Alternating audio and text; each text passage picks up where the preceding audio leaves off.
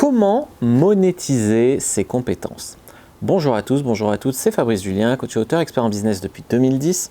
Et dans cette vidéo, j'aimerais qu'on parle de comment on peut monétiser ses compétences. Alors, parce que je vois de nombreuses personnes autour de moi qui ont des compétences et qui sont soit coincées dans un job alimentaire, soit au chômage, soit qui essayent des business mais qui ne sont pas basés sur leurs compétences.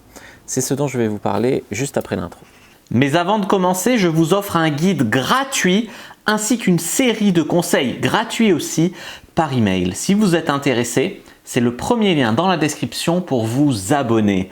N'hésitez pas, si vous êtes motivé, vous trouverez premier lien dans la description. Abonnez-vous et activez la cloche parce que si vous ne le faites pas, YouTube ne vous préviendra pas et vous allez rater les nouvelles vidéos ainsi que les vidéos qui contiennent des pépites. Mettez un like pour me faire savoir que vous pensez que cette vidéo est utile et pour que j'en fasse d'autres comme ça. Si vous pensez que ce contenu est utile, partagez-le en public ou en privé à vos amis. Vous pouvez aussi me laisser un commentaire, je les lis tous et j'y répondrai avec grand plaisir. Alors, quelles sont les manières de monétiser vos compétences? Déjà, il faut connaître vos points forts et vos points faibles, blablabla, il y a une analyse préalable à faire. Ensuite, il s'agit d'arriver à monétiser vos compétences. Alors, la premier écueil, c'est tout ce qui va être crise identitaire, syndrome de l'imposteur, crise de légitimité, etc. Qui suis-je pour vendre, etc. Moi, j'ai un pote qui est très très bon sur Notion, le logiciel. Et comme il n'ose pas vendre, il n'ose pas se vendre, il fait des demi-journées gratuitement aux entrepreneurs qu'il connaît. Et aux entrepreneurs, il y a des gens qui lui disent « Ah je connais quelqu'un qui est entrepreneur, ça lui servirait ton truc », il y va. Il travaille 2-3 demi-journées gratuitement, tu vois. Parce qu'il n'ose pas après présenter la facture, il n'ose pas dire « Écoutez, ces demi-journées de formation que je vous ai fait, ça va vous rapporter de l'argent. C'est normal que moi, le temps, l'énergie, l'intelligence que j'ai mis là-dedans, ça m'en rapporte aussi. » tu vois. Donc il y a souvent une crise de légitimité, qui suis-je pour vendre, syndrome de l'imposteur, ou simplement des peurs, je n'ose pas vendre. Je n'aime pas qu'on me vende, donc je n'ose pas vendre. Mais la vérité, c'est que dans la vie, à vous, on vous vend des choses. Vous n'avez rien gratuit. Moi, je paye mon loyer, je vais à la boulangerie, je paye mon pain, je paye mon essence, je paye mon ci, je paye mon ça. Donc, il y a des gens, c'est vrai, on me l'a fait aussi ce coup-là sur Internet, qui veulent que je bosse gratuitement. C'est-à-dire que comme c'est digital, comme c'est par YouTube, j'ai l'impression que je suis leur pote, je devrais bosser gratuitement pour eux, tu vois. Et comme c'est de la séduction, c'est du fun, on va dire, mais derrière, il y a des souffrances. Il y a des gens qui restent célibataires, il y a des gens qui voilà. Donc, tu vois, il faut se rendre compte de tout ça. Quand vous faites quelque chose, ça apporte de la valeur à des gens et c'est normal que les gens payent pour cette valeur, tout comme vous payez quand d'autres gens vous apportent de la valeur ou échangent leur savoir-faire avec vous. Donc une fois que vous avez passé cette crise de syndrome de l'imposteur, une crise de légitimité, vous pouvez vous attaquer à la peur de vendre. Ça, c'est la deuxième chose pour monétiser ses compétences, c'est dépasser la peur de vendre. La peur de vendre, j'ai un peu spoilé dans mon point précédent, c'est la peur de sortir la facture, c'est la peur de... Moi, j'avais la peur de vendre cher, tu vois, donc c'est-à-dire que je voyais que mes concurrents faisaient un produit bidon à 50 balles, du coup, moi, je faisais un super produit à 7 €, tu vois. Et au bout d'un moment, tu t'aperçois que eux, ils vivent de leur truc de merde et que toi, tu fais un truc super et que tu n'en vis pas. Donc, il y a un moment où il ne faut pas vendre 1000 € un truc bidon, mais il faut faire un produit de qualité et le vendre à son juste prix. Il n'y avait pas de raison que moi, mes produits super, je les vende moins cher que des gros sites vendent leurs produits bidons juste parce qu'ils sont hyper dans le commerce, tu vois. Donc, votre produit devrait être dans les prix du marché également proportionnel à la valeur que vous allez apporter aux gens, que vous allez délivrer dans cette formation. Une fois que vous avez compris que vous allez aider des gens, par exemple, quand j'aide des gens en séduction avec mon site de séduction, par exemple, je leur épargne de dépenser des abonnements sur des sites internet, sur des sites de rencontres pour rien. Je leur épargne d'aller à des rendez-vous, de payer des restos destinés à des nanas pour rien. Je leur épargne tous les trucs où ils vont s'inscrire à une salle de muscu parce qu'ils croient que c'est comme ça qu'ils vont pécho, puis ils n'y vont pas. Et puis voilà, je leur épargne les arnaques, effectivement, sur Internet, où on leur fait croire qu'une jolie ruse de se marier avec eux, ils envoient 200 € pour un billet d'avion, elle ne vient jamais. Je leur épargne, tu vois, toutes ces choses-là qui finalement, on n'y pense pas, mais même en faisant rien et en se laissant porter, ça coûte de l'argent. Donc tu leur épargnes ça et puis tu leur apportes. Quel prix ça vaut d'avoir une vie sexuelle, amoureuse, épanouie? Quel prix ça vaut de trouver une femme avec qui tu es bien et qui va te faire un enfant? Quel prix ça vaut? Effectivement, c'est pas moi qui vais la trouver pour eux, mais je vais leur apprendre à la trouver. Et il y a des chances que si ils ne s'étaient pas formés, ils auraient une nana qui leur casse les couilles toute la journée et qui sont en train de supporter, plutôt qu'une nana qui sont bien, qui échangent, qui a un échange de valeurs entre eux, tu vois. Donc c'est tout à fait différent. Et moi, des mecs qui ont trop d'ego pour se former en séduction et qui se retrouvent dans des relations de merde ou à payer des pensions parce qu'ils ont fait un gosse à une connasse qui derrière leur fait un coup dans le dos, mais les femmes aussi, je forme aussi des femmes.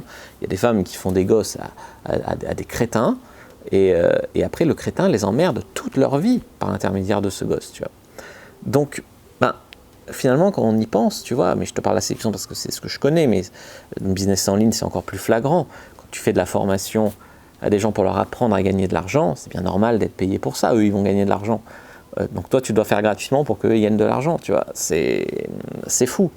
Alors oui, il y a des gens qui vont dire, oui, mais c'est parce que c'est Internet, c'est parce que c'est enregistré de toute façon, c'est parce que c'est ci, c'est parce que c'est ça, alors, c'est moins cher, tu vois. Une demi-journée en présentiel, c'est plus cher, une demi-journée en présentiel de moi, qu'une formation en vidéo que vous faites sur 6 mois. Tu vois, donc il y a quand même un rapport de prix aussi. Donc il faut dépasser la peur de vendre de cette société où on te dit que réussir, c'est mal vu, tu vois. Quand tu réussis, tu changes de camp, et là on te dit hey, il fait de l'argent et son truc, c'est mal. Mais par contre, les gens, ils rêvent tous de faire de l'argent, hein, mais comme ils n'y arrivent pas, ils sont nuls ou ils n'osent pas, ils crachent sur les gens qui arrivent, tu vois. Donc il faut dépasser cette mauvaise mentalité. Tu serais aux États-Unis, on ne te dirait pas la même chose. Au contraire, on te dirait il réussit, tu vois. Il réussit, bravo. Ouais, il réussit, bien, respect. Tu vois, donc voilà. Donc ça, c'était 2 premières choses à comprendre. 3e chose pour monétiser ses compétences, c'est dépasser la peur de se vendre. Alors tu as des gens qui arrivent très bien à se vendre, ils sont nuls, ils sont bidons, mais ils ont une grande gueule. Et il y en a beaucoup des coachs en séduction comme ça, c'est-à-dire qu'ils sont assez bidons, mais ils ont une grande gueule, ils arrivent à donner le change au début jusqu'à conclure la vente. Voilà, moi j'ai longtemps eu le problème inverse, où au contraire, j'étais très bon dans ce que je faisais dans mon métier, mais tout ce qui était autour, vente, commerce, marketing, appeler les gens au téléphone pour vendre du coaching, ça me faisait... tu vois, mais là, les gens, il y en a qui sont très bons dans ça et qui sont bidons dans ce qui serait censé être leur cœur de métier. Et voilà, et au contraire, tu as des gens qui sont très bons dans leur cœur de métier, mais qui n'arrivent pas à se vendre.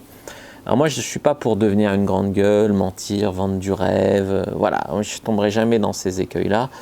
Maintenant, je pense qu'il y a quand même un minimum, il faut quand même arriver à se mettre en valeur, arriver à montrer la valeur que tu apportes avec les témoignages, avec quelques techniques de vente assez basiques, mais qui font quand même la différence, sans rentrer dans la manipulation, dans le mensonge ou tout ça, mais quand même arriver à se vendre. C'est quand même très très important, tu vois. Donc voilà, ça c'est très important. Ensuite, comment vendre ses compétences? Il y a le freelance. Donc, le freelance, c'est quand tu te fais à ton compte, tu fais ton agence de marketing, par exemple, ton agence de copywriting, ton truc, ou alors tu vas sur des sites comme 5euros.com, comme Fiverr, etc. Ça peut faire un super complément de revenus. Tu vends tes services, tu as des gens qui te contactent, voilà, tu fais, je sais pas, tu es designer, tu es rédacteur d'articles SEO, je sais pas, tu peux faire plein de compétences, tu peux les monétiser comme ça. Et la 5e façon, c'est effectivement de vendre du coaching ou faire du blogging, quoi. Tu peux faire un blog, une chaîne YouTube, un truc, et ensuite vendre ton offre de coaching, tes infoproduits, etc. Donc ça, c'est pour vendre une compétence qui est plus éloignée de ce que tu peux faire en freelance. Je sais pas, par exemple, le coaching en séduction, typiquement, si je me mets sur 5euros.com, je vends du coaching en séduction, je ne vais pas avoir beaucoup de clients. Si je me mets sur 5euros.com et que je dis je vends du service client, je vends du copywriting, je vends du référencement, là oui, tu vois. Donc il y a des disciplines, des thématiques où c'est mieux d'être freelance, et il y a des disciplines, des thématiques où c'est mieux d'être coach ou de vendre des infoproduits. Voilà, tout simplement. Comment monétiser vraiment ses compétences. Mais comment vous allez être remercié, ça c'est un truc à bien comprendre. C'est-à-dire vous apportez de la valeur, vous changez la vie des gens et vous n'osez pas gagner votre vie comme ça, tu vois. Donc ça, c'est quand même assez dommage. Je ne dis pas qu'il faut devenir un requin de la finance ou un énorme connard qui pense qu'au fric, mais je pense c'est quand même juste d'arriver à vivre de ce que vous apportez aux autres, même si c'est votre passion. C'est-à-dire qu'il y a des gens, ils se disent J'ai du mal à monétiser mes compétences parce que mes compétences, c'est aussi mes passions. Et alors, tu vois. C'est juste en valeur que tu apportes aux autres. C'est pas. Mon père, il avait beaucoup cette croyance que le travail devait être pénible. Que si le travail n'était pas pénible, s'il n'était pas fait à des horaires à 8 h du matin, ou s'il n'était pas un truc qui t'emmerde, tu méritais pas d'être payé. Mais c'est faux. C'est pas là-dessus. Par exemple, mon père était prof, tu vois. Mettons, t'es prof. T'es prof et t'aimes ton métier. T'adores échanger, t'adores enseigner, t'as des élèves sympas avec qui t'aimes échanger. Ou t'es prof dans un quartier qui te convient pas, c'est loin de chez toi, tu te lèves tôt, les élèves ils sont turbulents, ils se foutent de ta gueule. T'es payé pareil, hein. T'es payé pareil. Donc tu vois, c'est bien que c'est la valeur que tu échanges, que tu apportes, le travail que tu fais qui change et pas les conditions, le public, voilà, tu vois. Voilà, puis après il faut quitter aussi quand même cette mentalité de fonctionnaire et passer à une mentalité d'entrepreneur si vous voulez monétiser vos compétences, à moins de trouver un métier de fonctionnaire qui vous permet de faire ça à côté. Voilà les amis, ce que je voulais vous dire là-dessus. N'hésitez pas à regarder d'autres vidéos qui s'affichent sur la chaîne, découvrir ma formation Infopreneur Content pour arriver à créer votre business en ligne. Moi je vous dis à bientôt et que le dieu du business soit avec vous les amis.